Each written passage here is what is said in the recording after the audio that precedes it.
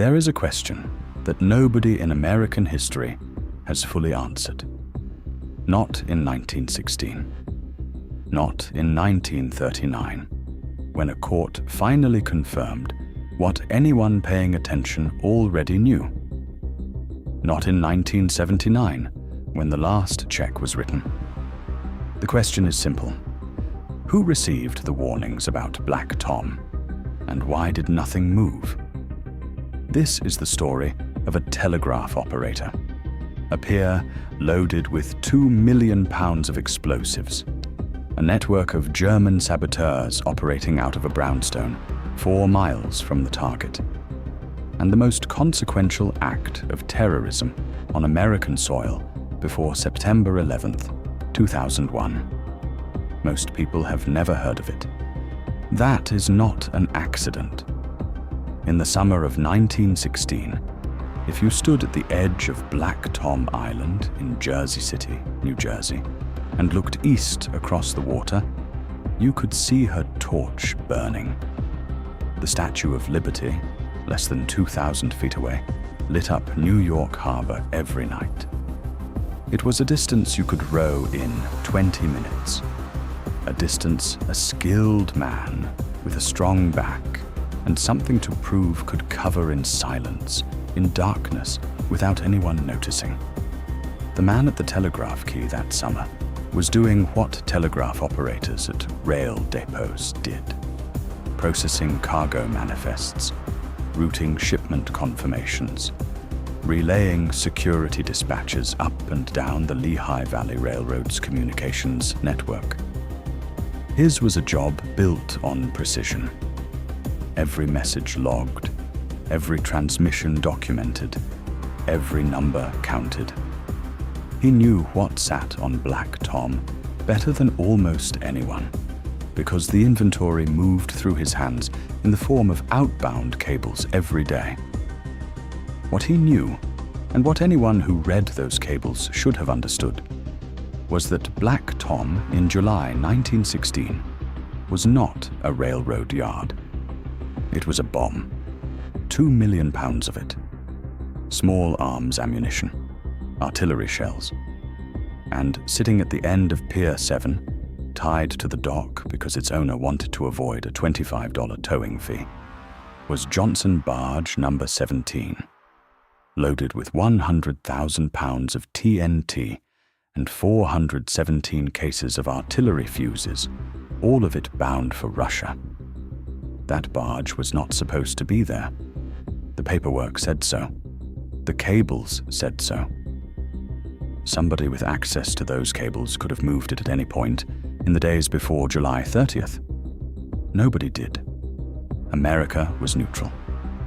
That is the word that explains almost everything that follows and excuses almost nothing. 2 years into the bloodiest war in human history, the United States was officially selling weapons to anyone who could buy them, which in practice, because Britain's Royal Navy controlled the Atlantic, meant selling exclusively to the Allies. President Woodrow Wilson understood this. The German government understood this. The German ambassador in Washington, Count Johann Heinrich von Bernstorff, had been running a network of saboteurs from the capital since 1914 specifically to address this imbalance. His solution was not diplomacy. His solution was fire. By the spring of 1916, that network had been busy. Between 1915 and early 1917, 43 American factories and munitions facilities suffered explosions or fires that investigators would eventually link to German agents. The weapon of choice was a device called a glass pencil, a small glass tube filled with 2 chemicals separated by a membrane. When the glass was crushed, the chemicals mixed and ignited after a delay that could be calibrated to the hour, giving the saboteurs time to establish alibis before anything burned. The device had been developed by Germany's Abteilung 3B intelligence unit and manufactured in Karlsruhe. By 1916, it had already been used to start fires on merchant ships crossing the Atlantic. Insurance companies knew about it. Port investigators knew about it. In April 1916, 3 months before Black Tom, the New York City bomb squad arrested 9 German agents and charged them specifically with using glass pencil incendiaries to ignite munitions ships in New York Harbor. The trial was public. The testimony about the cigar bombs, as they were also called, ran in the newspapers. Anyone working in munitions security in the New York area in the summer of 1916 had access to this information. The Lehigh Valley Railroad had been warned about security vulnerabilities at their terminals. The Bureau of Investigation, the FBI's predecessor, was aware that German sabotage operations were targeting American ports. The Bureau had 260 employees to cover the entire country, but the intelligence existed. It moved through official channels. Some of it moved through telegraph lines. None of it reached Black Tom. The man at the key processed his manifests. Johnson barge number 17 sat in the harbor. And in a 4-story brownstone on 15th Street in Manhattan, approximately 4 miles from the pier, 2 men were finishing their preparations. Kurt Janke was not who you would picture as the most dangerous German agent operating in North America. He was a naturalized American citizen who had served in the United States Marine Corps. He was calm, methodical, and completely invisible inside American society. His assistant was Lothar Witzke, a German naval lieutenant who had escaped British internment in Chile by jumping a merchant ship in San Francisco, making his way east, and eventually arriving in New York with a new identity and a precise set of skills acquired aboard the German light cruiser SMS Dresden before its scuttling. Witzke was a powerful oarsman from years on the Baltic. He would need that strength. Their third man was already in place. Michael Christoph was 23 years old, a Slovak immigrant who lived with relatives in Bayonne, New Jersey, the next town over from Jersey City. He had briefly served in the United States Army. He knew the area around Black Tom. He had been paid $500, roughly $14,000 in today's money, to provide access to the pier and to set fire to specific points on foot, while the other 2 arrived by water. $500. That is what the security of 2 million pounds of munitions was worth, because the Lehigh Valley Railroad had stationed a night watch so thin that 3 men, 1 on foot, 2 in a rowboat, could walk through it. On the night of Saturday, July 29th, the harbor was quiet. The torch of the Statue of Liberty burned across the water the way it always did. Soldiers stationed on nearby Bedloe's Island, directly beside the statue, could see the lights of Black Tom reflected in the water. They did not see a rowboat. Janke carried a compact wooden box containing their supply of glass pencils, each one wrapped in gauze. He had already confirmed, with the intelligence passed to him through the German consular network, that Pier 7 and Johnson barge number 17 were the primary target. 100,000 pounds of TNT capable of detonating everything else on the island in sequence. The fires began sometime after midnight. The exact sequence was never fully reconstructed because the evidence burned with everything else. What is known is that guards spotted the first fires and that some of them fled, understanding immediately what a fire near 2 million pounds of explosives meant. Others attempted to fight the flames and eventually called the Jersey City Fire Department. The department arrived. The fires were already past containment. At 2:08 in the morning on Sunday, July 30th, 1916, Johnson barge number 17 detonated. The shockwave moved at 24,000 feet per second. It registered as a 5.5 magnitude earthquake at seismic stations across the region. Every window within 25 miles shattered simultaneously. The crater left in the pier measured 375 feet by 175 feet. Across the water, the shockwave hit the Statue of Liberty with the force of a sustained artillery barrage. Shrapnel from exploding shells embedded itself in the statue's copper skin, and the structural damage to the torch arm was so severe that the National Park Service would close it to visitors permanently. That closure is still in effect today. If you have ever wondered why you cannot climb to the torch of the Statue of Liberty, the answer is a rowboat, a wooden box of glass tubes, and a $25 towing fee that someone refused to pay in 1916. On Ellis Island, directly across the channel, a telephone operator named Owen Fitzpatrick was on night shift. He was thrown from his chair by the first blast and found himself on the floor of the hallway as broken glass rained down from every window in the building. The entire island had to be evacuated. Across New York Harbor, people grabbed cabs, or walked, or ran toward the waterfront to see what had replaced the skyline with fire.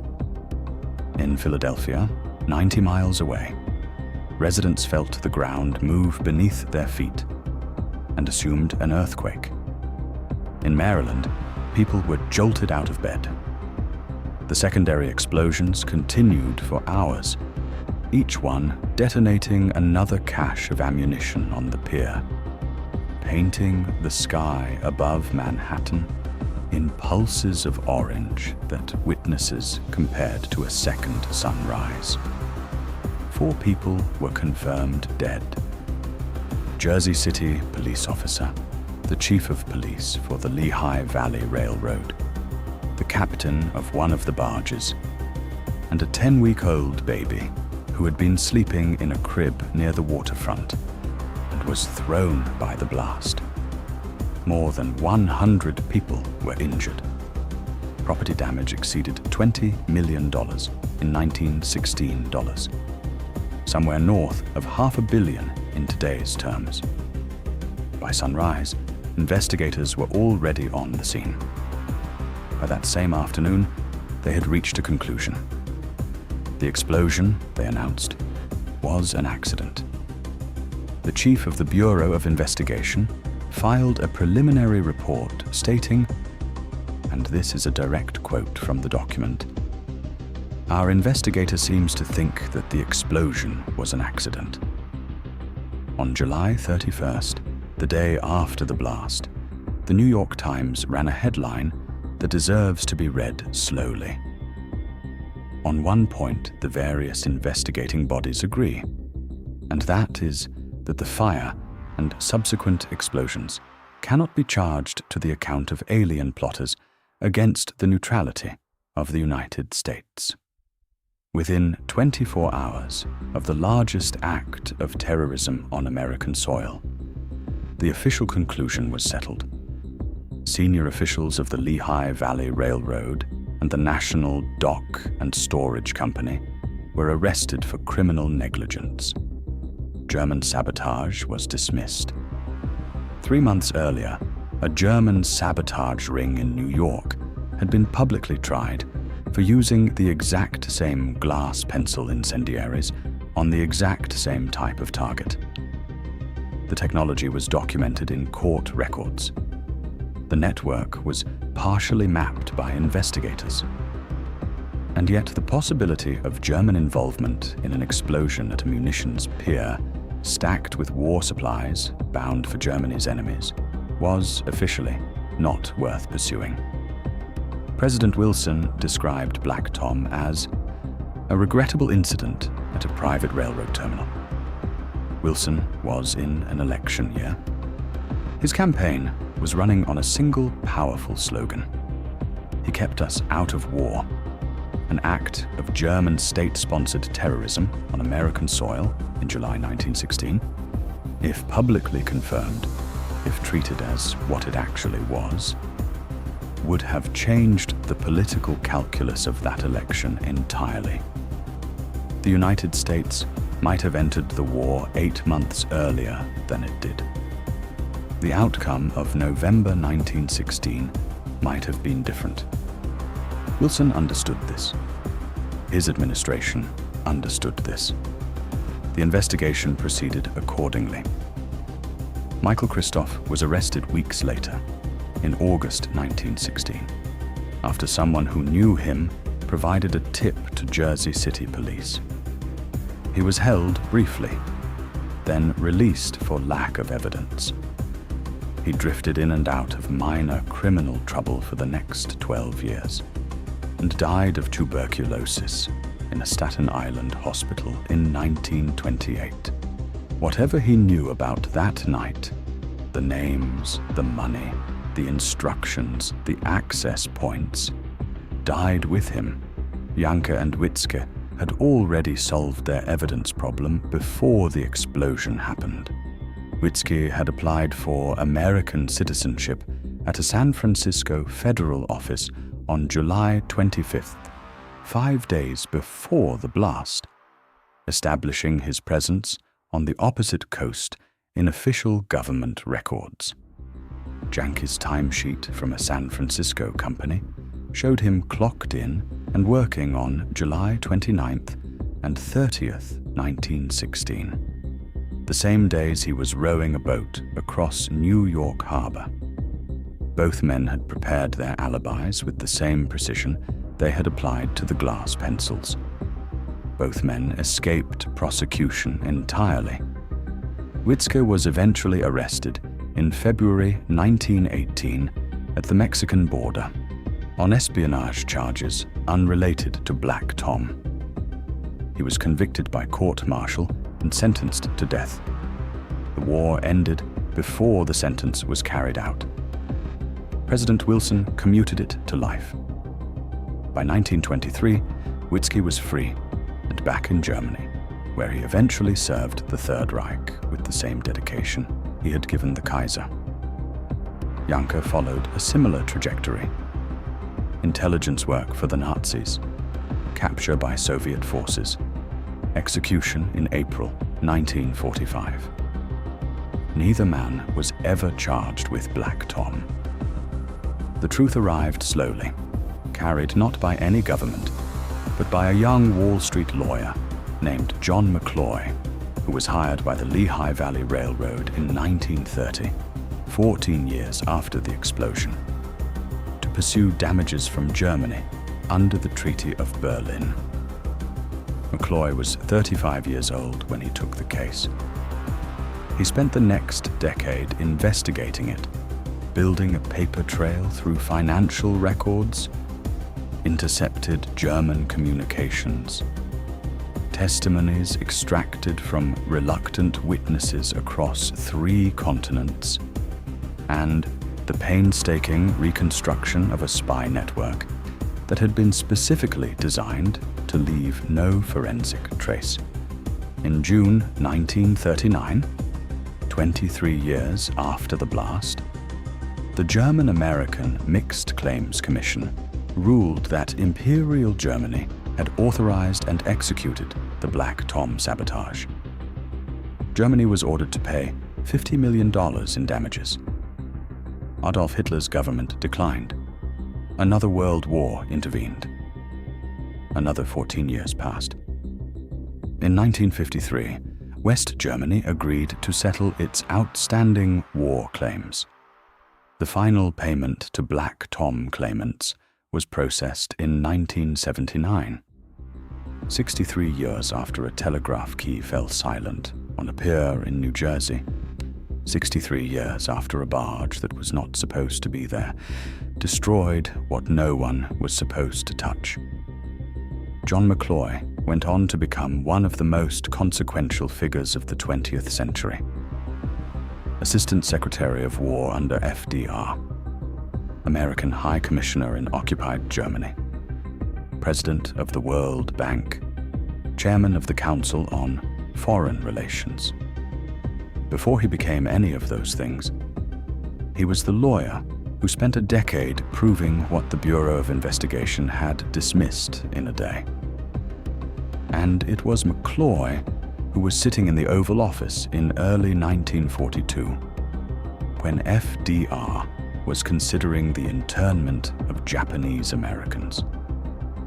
Roosevelt, who had been Assistant Secretary of the Navy during World War I and knew the Black Tom case intimately, reportedly said they could not afford another Black Tom.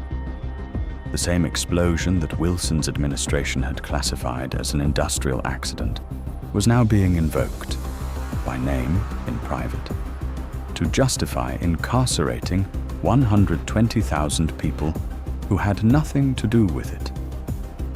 That is the architecture of what happens when warning cables disappear. The question that was never fully answered was not whether Germany did it. That was settled in 1939. The question was who, on the American side, received the intelligence before July 30th. The security warnings about Black Tom's vulnerability, the known presence of German sabotage networks in New York Harbor, the documented use of glass pencil incendiaries at nearby facilities. And what happened to that information between the moment it was transmitted and the moment it would have mattered? The telegraph logs from the Lehigh Valley Railroad's Black Tom terminal did not survive the explosion. Whatever the man at the key sent and received in the days before the blast burned with the pier, the warehouses, the freight cars, and the 375 by 175-foot crater that replaced them. There is a plaque at Liberty State Park in New Jersey, at the end of Morris Pessin Drive, where the pier used to stand. It is small. Most visitors to the park walk past it without stopping. 2,000 feet across the water, the Statue of Liberty stands exactly as she stood on the morning of July 30th, 1916, when the sky above her was still orange and the shrapnel was still cooling in her copper skin. The torch has been dark to visitors for over a century, not because of restoration, not because of structural caution, but because of what 3 men in a rowboat decided to do one night when the security was thin and the cables had gone unanswered. Somebody knew what was on that pier. Somebody knew the network that was targeting it. Somebody processed the manifests that showed a barge loaded with 100,000 pounds of TNT sitting at Pier 7 because its owner refused to pay $25. The last person who sat at that telegraph key and routed those transmissions is long gone, and the records went up with the pier. But the torch is still closed. And if you know what you're looking at, that is answer enough.